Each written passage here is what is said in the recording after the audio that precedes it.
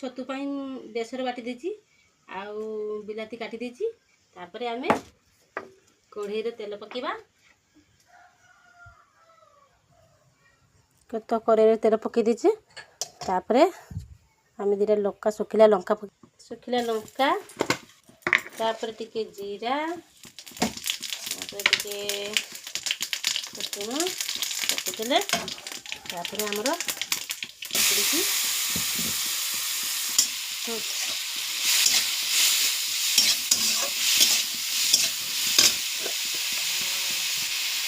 तापरे पके देबा हळदी गुंड और स्वाद अनुसार लूण। स्वाद अनुसार लूण पकेदेले भल के भाजी देवा कहीं यहाँ हूँ पदा छतु यार बाछ गुटे आसे तो आम या भल से भाजी देवा।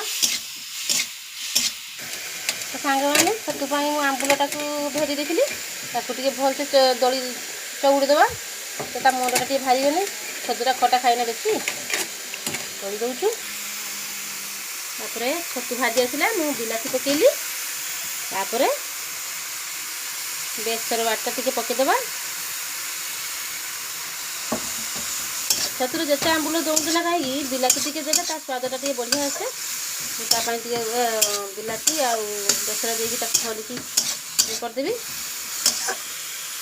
तो सांग मैंने आमर बिलाती हो गला तापरे आमे ढाली देबा खट्टा पानी आंबुल खट्टा आमरटा है।